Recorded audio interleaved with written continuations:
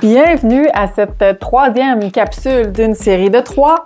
Aujourd'hui, en fait, j'aborde comment on peut s'affirmer en réduisant le stress de le faire. Hein? Comment tu peux apprendre à prendre ta place finalement, à dire ce que tu as à dire, à négocier, sans nuire aux autres, puis avec moins de stress en plus pour le faire. La première capsule t'a donné un truc pratico-pratique pour apprendre à dire oui ou non avec plus de discernement. Fait qu'autrement dit, discerner quand est-ce une bonne idée pour moi de dire oui ou de dire non à une demande. La capsule de jeudi passé, c'était plutôt sur comment apprendre à dire non avec moins de culpabilité. Hein? Puis là, aujourd'hui, c'est comment s'affirmer avec moins de stress. Fait que, il y a une suite logique là-dedans. Pourquoi? C'est que à travers les années de pratique que j'ai eues, l'idée de s'affirmer, de prendre sa place, ça revient tout le temps. Peu importe en passant le niveau hiérarchique qu'un professionnel occupe. Donc, ça reste une dimension qui semble très préoccupante pour la plupart des travailleurs d'entre nous. Donc, aujourd'hui, c'est un troisième truc. Reste jusqu'au bout. Tu vas voir, c'est pratico-pratique. La capsule est courte. Puis si tu veux en savoir plus, je vais te donner aussi quelques petits cues là, qui peuvent vraiment t'intéresser et t'être utile.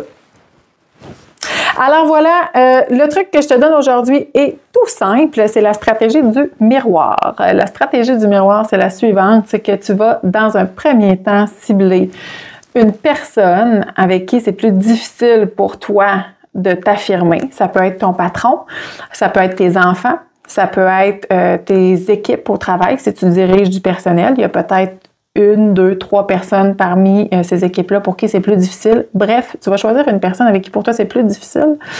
Tu vas identifier une phrase ou deux qui va te préparer à dire ce que tu as à dire et tu vas la répéter devant le miroir. Ça, c'est la troisième étape. Puis là, si tu trouves que ça a l'air bizarre, tu as raison. C'est vrai que c'est un peu bizarre comme façon de faire. Par contre, pourquoi c'est bizarre? C'est qu'on n'est pas habitué. Puis c'est pas parce que tu n'es pas habitué puis c'est bizarre que c'est pas efficace.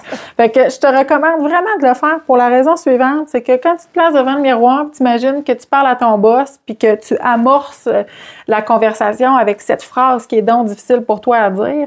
Plus tu te pratiques là-dedans, plus tu es en train finalement de t'y préparer. Un peu comme le principe d'une visualisation, disons, sportive. Hein? Tu sais, quand un athlète s'imagine faire une performance, là, ben, c'est un peu le même concept. C'est que là, je m'imagine, je me vois, je vois de quoi j'ai l'air. Donc, quand je vais arriver dans la réalité, ça risque d'être peut-être un petit peu moins impressionnant, moins déroutant, parce que je me suis déjà pratiquée à le faire. Fait que cette stratégie-là, même si tu la trouves bizarre, je te garantis qu'elle peut être franchement efficace, puis je t'invite à la faire, surtout, justement, si tu la trouves bizarre, parce que ça va te sortir de ta zone de confort, puis tu n'as rien à perdre. Alors voilà, c'était mon petit conseil de ce jeudi. Si tu l'as déjà fait et que tu as le goût de nous le partager, fais-le en commentaire. L'autre chose, c'est que je t'invite à rejoindre le groupe Ton Annexe, qui est un groupe privé sur Facebook. Rejoins-le, tu vas rejoindre en même temps une communauté de gens comme toi, qui sont des personnes ambitieuses, qui aspirent à une carrière pleine de leadership tout en protégeant leur santé. Et tu vas retrouver là-dedans des capsules exclusives que je fais qui aident justement à mettre en application les notions que je partage tous les jeudis dans mes capsules sur YouTube. Sur ce, je te donne rendez-vous jeudi prochain ici même sur la chaîne Annexe Consultation. Merci, bonne journée.